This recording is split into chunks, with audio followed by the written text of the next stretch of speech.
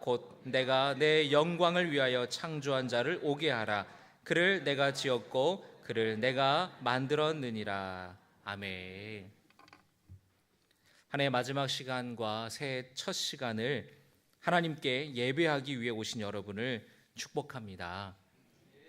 좋으신 주님의 평화가 여러분의 마음속에, 여러분의 삶 속에, 가정 가운데에 함께 하시기를 주님의 이름으로 축복합니다.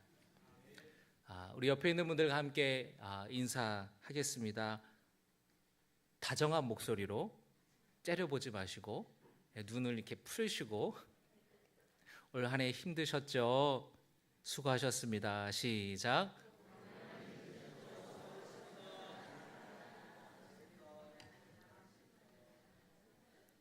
여러분, 출퇴근하느라 얼마나 고생하셨습니까? 올 12월 달에 서울 기준으로 81년도 이후로 최대 적설량이 있었대요. 얼마나 눈이 많이 왔습니까? 매주 눈이 왔어요. 제가 어제 새벽에도 얼마나 마음이 조마조마했는지 모릅니다. 오늘 새벽에 눈이 와서 또 날씨가 영하로 떨어지면은 저 녹은 눈이 다 얼 텐데 빙판길에 혹여라도 오시다가 성도님들 사고 나진 않을까 마음이 조마조마했는데 오늘 아침에 보니까 눈이 다 사라졌어요. 그래서 참 그럼에도 불구하고 오시는데 고생이 하셨겠지만 올 한 해 참 눈도 많이 왔고 여러분들 참 애 많이 쓰셨습니다. 또 옆에 있는 분들과 함께 인사하겠습니다. 새해 복 많이 받으시기 바랍니다.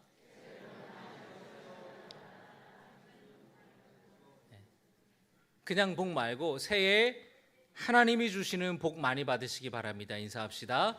새해 하나님이 주시는 복 많이 받으시기 바랍니다. 아멘. 여러분의 삶과 또 가정과 자녀들, 여러분의 건강 가운데에 하나님이 지켜주시고 새롭게 해주시기를 주님의 이름으로 축복합니다. 한 해를 마감하면서 짧은 시를 한 편 나누고자 합니다. 그 꽃 고운 내려갈 때 보았네 올라갈 때 보지 못한 그 꽃. 끝입니다. 제가 짧은 시라 그랬잖아요. 네. 한번 따라할까요? 내려갈 때 보았네 올라갈 때 보지 못한 그 꽃. 네. 짧지만 상당히 우리에게 많은 여운을 남겨주는 것 같습니다. 앞만 보고 바쁘게 살다 보면은 놓치는 것들이 참 많죠. 한 해를 여러분 되돌아볼 때에 여러분 삶 속에서 올라갈 때 보지 못했던 그 꽃은 무엇이었나요? 너무 분주하고 바쁘게 살면서 가족을 보지 못하지는 않았습니까? 내 옆에 있는 사람의 소중함을 보지 못하지는 않았습니까? 하나님께서 베풀어 주신 은혜를, 하나님께서 내게 주신 복을 보지 못하지는 않았습니까? 이 시간 천천히 한 해를 돌아보면서 그동안 바쁘게 살면서 보지 못했던 그 꽃을 보게 되는 시간이 되기를 축복합니다. 오늘 송우영신 예배 때 어떤 말씀을 우리 성도님들과 함께 좀 나눌까 기도하고 묵상하던 중에 43장의 말씀을 함께 나누기로 했습니다. 참 이 시대는 위로가 많이 필요한 시대인 것 같습니다. 목회 데이터 연구소의 조사에 따르면 당신이 외롭습니까? 라는 질문에 두 사람 중에 한 명이 그렇다고 응답을 했다라는 거예요. 두 사람 중에 한 사람. 이 중에 절반은 외로움을 느낀다라는 거예요. 그것은 나이가 젊거나 많거나 부유하거나 부유하지 못하거나 상관없이 그렇게 인간의 어떤 실존적인 그 존재론적인 외로움을 느낀다라는 것이에요. 결혼을 했어도 하지 않았어도 주변에 사람들이 많아도 마찬가지라는 겁니다.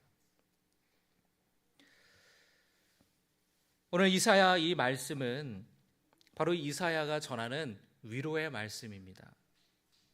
이사야는 남유다가 바벨론에 의해서 침략당하고 멸망당했던 시대에 활동했던 선지자인데요. 이사야 선지자는 남유다의 부패한 정치 지도자들에 대해서, 그리고 백성들과 그 정치 지도자들의 우상 숭배에 빠져 있고 하나님으로부터 멀어져 있는 그런 신앙을 비판하고 사회 부조리에 대해서 비판하면서 하나님께로만 돌아가는 것이 살 길이라고 외쳤던 선지자입니다. 그런데 이 40장 이후로부터는 이사야가 하나님으로부터 앞으로 있을 일에 대한 예언의 말씀을 받게 되는데, 그 예언의 말씀인 동시에 위로의 말씀을 받게 됩니다. 그것은 바벨론에 의해서 이제 남유다가 멸망당하게 될 것이지만 장차 회복되게 될 것이라는 그 위로의 말씀을 이사야가 40장부터는 전하고 있어요. 포로로 끌려가는 그 유다 백성들에게 주시는 말씀이지만, 오늘 위로가 필요한 외로운 또 힘들고 힘겨운 시기를 보내고 있는 우리 모두에게 위로가 되는 말씀인 줄로 믿습니다. 오늘 이 시간 주시는 말씀을 내게 주시는 하나님의 말씀으로 받으시기를 주님의 이름으로 축복합니다. 하나님께서는 오늘 말씀에 내가 너를 창조했다고, 내가 너를 구속했다고, 내가 너를 지명하여 불렀다고, 두려워하지 말라고, 너는 내 것이라고 주님이 말씀하셨습니다. 할렐루야. 뭐라고 말씀하셨다고요? 내가 너를 창조하였다. 두려워하지 말아라. 내가 너를 구속하였다. 내가 너를 지명하여 불렀다. 너는 내 것이라. 오늘 말씀의 제목 한번 따라 하시겠습니다. 두려워하지 말라. 너는 내 것이라. 할렐루야. 오늘 여러분에게 주시는 하나님의 말씀으로 그 말씀 붙드시기를 주님의 이름으로 축복합니다. 하나님이 유다 백성들에게 그렇게 말씀하셨다라는 거예요. 여러분에게도 그렇게 말씀하고 계시다라는 겁니다. 하나님이 창조하셨다라는 말은, 그 말에는 하나님의 특별한 관심과 사랑이 전제되어 있어요. 내 손으로 직접 만들었다면 얼마나 소중하겠습니까? 왜냐하면 거기에는 정성이 들어가 있기 때문에요. 직접 만든 것은 어쩌보면 공산품보다는 조금 모양새가 덜할 수 있겠죠. 우리 입장에서 보면은. 제가 신혼 때입니다. 신혼 때 이제 혼수품을 이렇게 사는데, 이제 TV도 사고 냉장고도 사고 뭐 이렇게 사는데 전자레인지를 이제 고르는데, 이 전자레인지를 보니까 전자레인지에 오븐 기능까지 있는 전자레인지가 있어요. 그래서 이거 너무 좋다. 빵을 집에서, 이걸 오븐이 있으면 빵을 집에서 만들어 먹을 수 있다라는 거예요. 와, 너무 좋은데 하고 그 전자레인지를 이제 샀습니다. 그래서 이 설명서를 보고 아내가 반죽을 하고 숙성을 시켜서 그 여러분 모카빵이라고 아시나요? 이렇게 모카빵을 그 전자레인지에 이렇게 했어요. 열이 나오는 오븐 기능이 있는 전자레인지입니다. 그거를, 이 빵은 아무나 만들 수가 없는 것 같아요. 시간이 굉장히 오래 걸려서 정성을 들여서 만들었습니다. 그래가지고 집사람이 이제 다 꺼내는데 그걸 저한테 이제 보여주는데, 제가 그걸 보고 여보 이거 웬 오징어야? 그렇게 모카빵이 이렇게 생긴 게 오징어 같이 이렇게 생긴 거예요.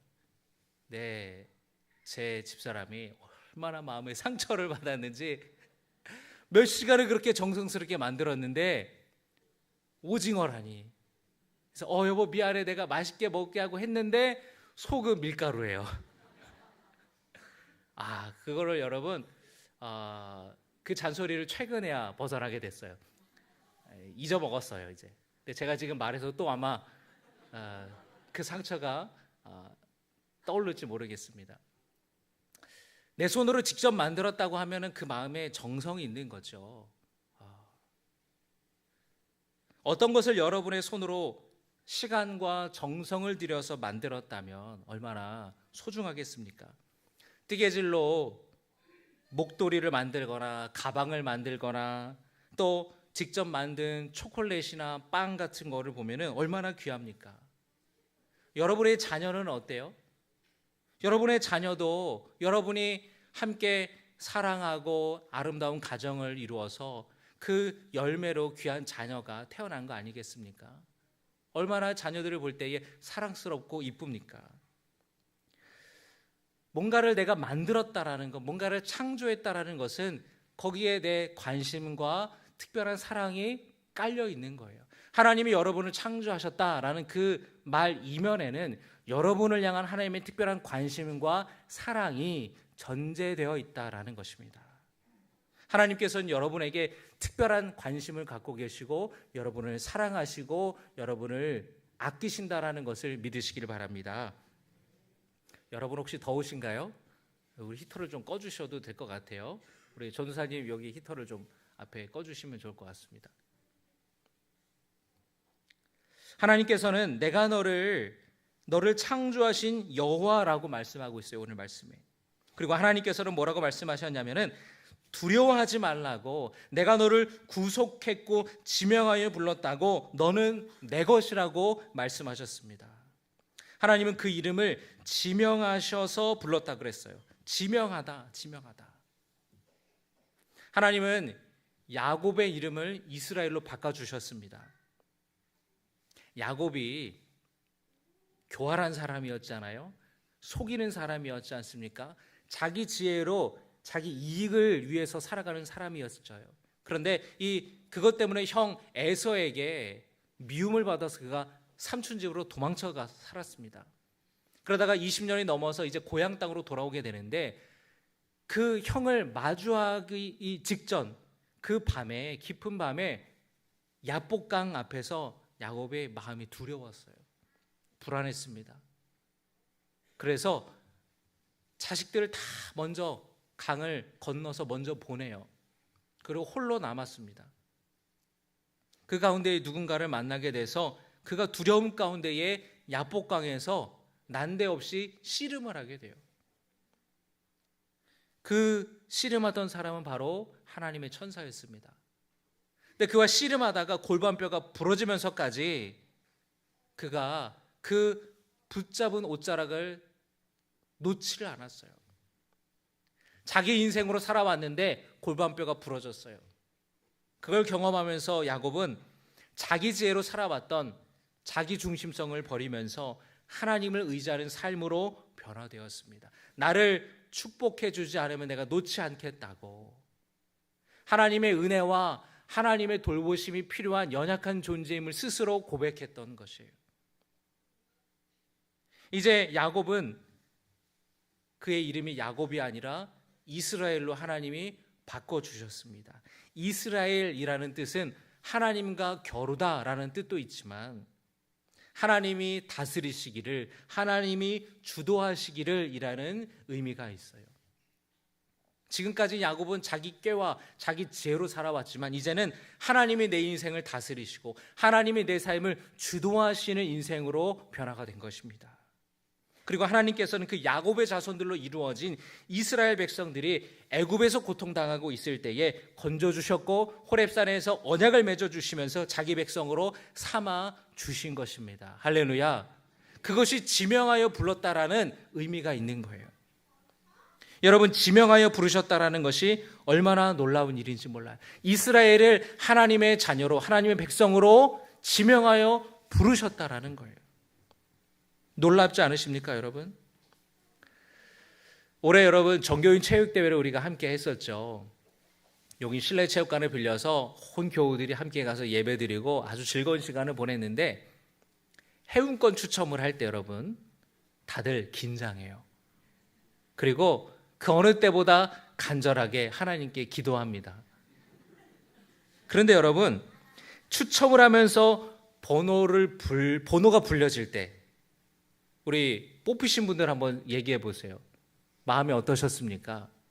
여러분이 지명하여 불러졌을 때 254번, 129번 그 번호가 지명하여 불렸을 때 그게 나일 때 여러분의 마음이 어떠셨어요? 와, 대박! 여보 내가 됐어! 막 그 지명하여 내 이름이 불렀을 때, 내 번호가 불려졌을 때에 놀랍지 않았습니까? 기쁘지 않았습니까?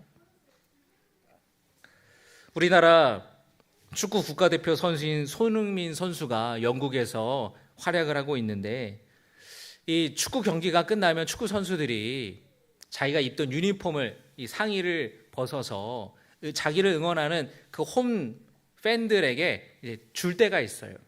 항상 주지는 않고 이렇게 줄 때가 있는데, 근데 이게 한번 생각해 보세요. 손흥민 선수 같이 유명한 선수가 자기 유니폼을 딱 벗어서 수만 명의 관중 가운데에 걸어오는데 나와 눈이 마주치는 거예요. 다 사람들이 막 달라고 막 소리치고 막 달라고 그러는데 나와 눈이 마주쳐서 내게로 와서 그 유니폼을 나에게 준다고 생각해 보세요. 당신 거기 있으라고, 내가 이거 주겠다고 하면서 내게 그거를 준다고 생각해 보세요. 그러면 여러분 그거 갑옷처럼 소중하게 여기지 않겠습니까? 이강인 선수가 입는 그 유니폼, 그걸로 벗어서 나를 지명해서 이리 오라고 하면서 준다고 생각해 보세요. 얼마나 기쁘고 얼마나 대단한 일이겠습니까? 아주 특별한 선물이 되겠죠. 하나님이 이스라엘을 부르셨다라는 것, 지명하여 부르셨다라는 것은 그렇게 특별한 의미가 있는 거예요. 내 이름을 부르셨다라는 것, 나를 하나님의 자녀 삼으셨다라는 것. 그런데 그것이 이스라엘 백성들뿐만 아니라 이곳에 있는 여러분에게도 마찬가지라는 것입니다. 하나님께서는 여러분을 부르시는 거예요. 여러분의 이름을 부르시고 지명하여 나의 자녀로 삼겠다고, 내 백성으로 삼겠다고 주님이 말씀하시는 겁니다. 할렐루야.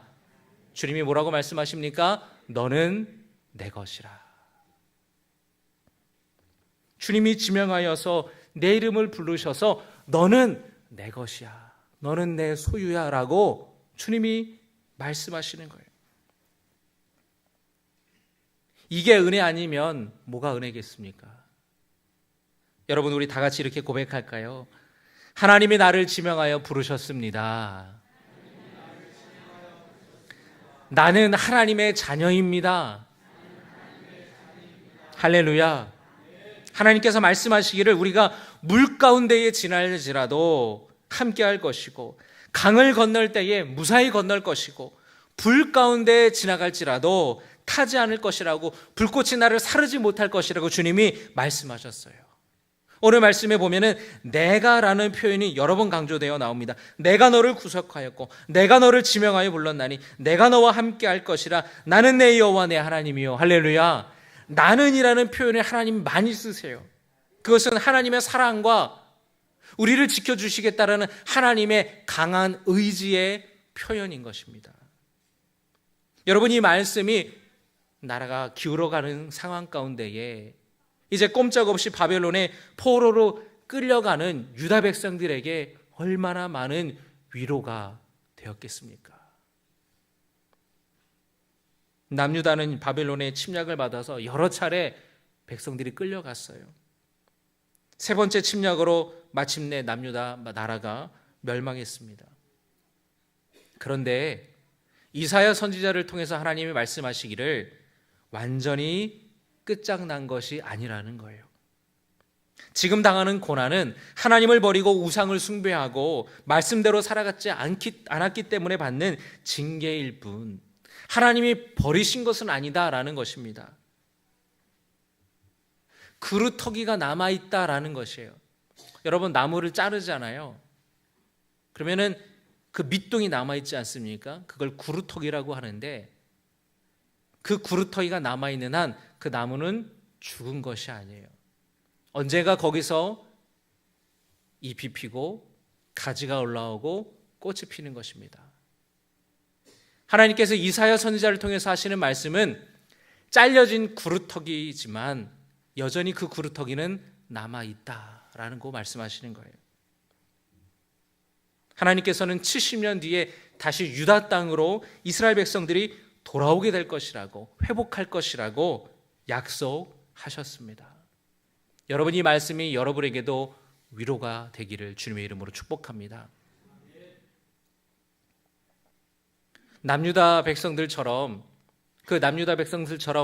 하나님을 외면하고 우상 숭배하고 말씀대로 살지 않아서 징계를 받게 된 것은 아닐지라도 올 한 해 여러분 가운데에 어렵고 힘든 시기가 있었다면 이 말씀이 위로가 되기를 원합니다.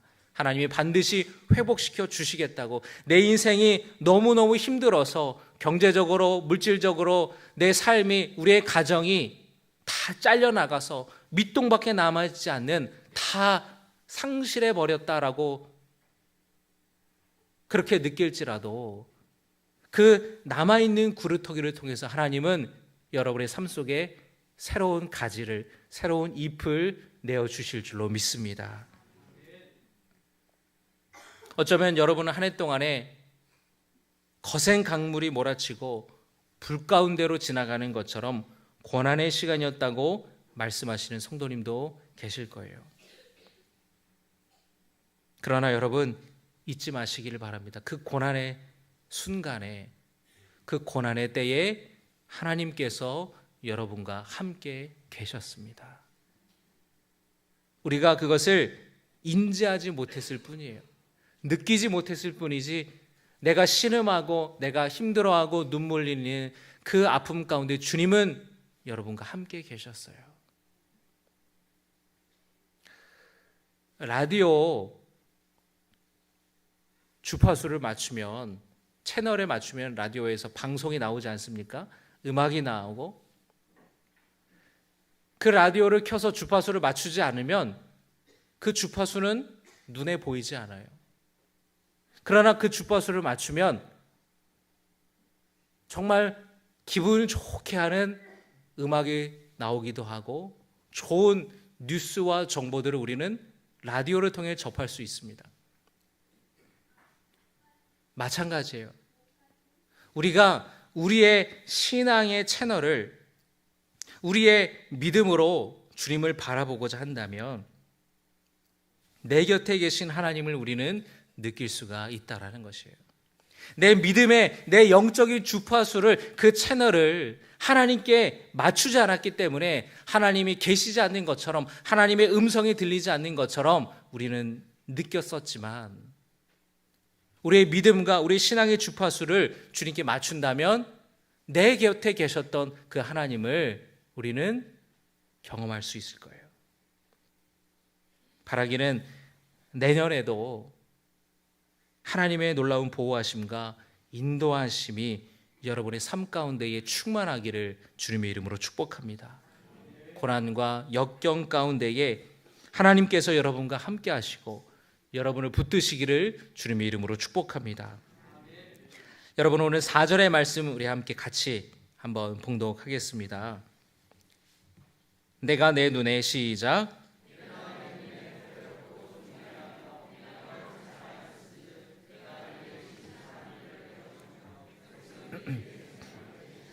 아멘.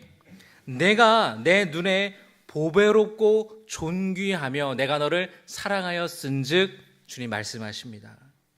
하나님 보시기에 여러분은 보배로운 존재라는 거예요. 존귀한 존재라는 겁니다. 하나님의 사랑을 받는 존재라는 것 여러분 잊지 마시기를 주님의 이름으로 축복합니다. 보배라는 것은 가장 진귀하고 가장 가치 있는 이라는 뜻입니다. 그 무엇과도 바꿀 수 없는, 그것이 바로 보배로운 것이에요. 제가 1절에도 한번 그런 비유로 말씀을 드린 적이 있었던 것 같은데요. 여러분, 이 컵, 이런 거를 상품이라고 이야기를 합니다. 공장에서 수없이 많이 찍어내는 거예요. 상품. 명품이 있습니다. 이태리 장인이 한 땀 한 땀 수를 놓아서 꿰매서 하나의 막 굉장히 비싼 그 고가의 물건들이 있죠. 예술, 그런 어떤 명품이라고 하는 것들이 있습니다. 그런데 작품이 있어요. 그건 뭐냐? 이 세상에 딱 하나 유일한 작품이에요. 그건 딱 하나밖에 없습니다. 피카소가 그린 그림, 미켈란젤로가 그린 그림, 누구누구 화백이 그린 그림, 그런 조각, 그것은 여러분 상품이라고 말하지 않습니다. 그걸 찍어내는 것은 상품이지만 원래 그것은 하나밖에 없어요. 명품이라고 말하지도 않습니다. 그걸 작품이라 그래요. 마스터피스라고 말합니다. 이 세상에 유일무이한 딱 하나밖에 없는 건데 여러분은 상품이 아니라 명품도 아니고 하나님의 걸작품이라는 것 사실을 믿으시기를 주님의 이름으로 축복합니다. 보배롭고 존귀하다라는 것이 바로 그런 뜻이라는 거예요. 여러분, 우리가 비교하면 우리는 열등감을 느낄 수밖에 없습니다. 그리고 자존감이 낮아질 수밖에 없어요. 그러나 하나님의 말씀을 믿고 붙들면 우리는 당당할 수 있고 우리의 자존감이 높아지게 되는 것입니다. 어떤 상황과 환경도 나를 규정짓지 못하는 것이에요. 나를 별것 아닌 것으로 취급할 수 없습니다. 나는 하나님의 보배로운 존재고 존귀한 존재고 사랑받는 존재라는 것 여러분 잊지 마시기를 바랍니다. 이 세상에 사람들이 말하는 것, 이 세상의 그런 기준과 그런 것대로 여러분이 비교하고 여러분 스스로를 깎아내리고 보잘것없는 사람으로 생각하지 마시라는 거예요. 나는 하나님의 보배로운 사람이다, 존귀한 사람이다, 사랑받는 존재다 라는 그런 믿음의 고백을 하시기를 잊지 마시기를 주님의 이름으로 축복합니다. 여러분, 만약에 여러분 여기에 제가 5만 원짜리를 제가 지폐를 갖고 있다고 생각해 보세요. 근데 이거를 제가 구겼어요. 찢었어요. 진짜 같지 않습니까? 찢었어요. 밟았어요. 코도 큰 풀었어요. 그런다고 그 5만 원짜리 화폐의 가치가 달라집니까? 달라지나요? 안 달라지나요? 안 달라져요. 그 5만 원짜리는 구겨져도 더러워져도 5만 원의 가치가 변하지 않습니다. 마찬가지예요. 여러분이 이 세상 살다가 이 세상에서 찢기고 때로는 밟히고 때로는 환난 가운데에 흔들리고 구겨질지라도 여러분의 존재는 바뀌지 않는다라는 거예요. 하나님의 보배로운, 하나님의 귀한 사랑받는 존재라는 것, 존귀한 존재라는 것은 절대 변하지 않는 가치라는 것, 여러분 그것을 잊지 마시기를 주님의 이름으로 축복합니다. 하나님께서는 유다 백성들에게 말씀하시기를 새 일을 행하겠다라고 말씀하셨습니다. 43장 우리 19절의 말씀, 우리 같이 읽은 말씀은 아닌데요, 43장 19절의 말씀을 함께 보겠습니다. 찾으셨습니까? 19절의 말씀 함께 읽겠습니다. 보라, 내가 새 일을 행하리니 이제 나타낼 것이라. 너희가 그것을 알지 못하겠느냐? 반드시 내가 광야의 길을, 사막의 강을 내리니. 할렐루야. 보라, 내가 새 일을 행할 것이다. 주님 말씀하셨어요. 여러분, 2024년에 새 일을 행하시는 하나님의 놀라운 은혜와 역사가 여러분의 삶 가운데에 함께 있기를 주님의 이름으로 축복합니다. 광야의 길을 내시고 사막의 강을 만드시겠다고 약속하셨어요. 이 말씀을 붙들고 새해에도 소망으로 시작하시기를 주님의 이름으로 축복합니다. 능력의 하나님께서 여러분의 삶 속에서 새를 행하시기를, 그 일을 나타내시기를 주님의 이름으로 축복합니다. 기도하겠습니다.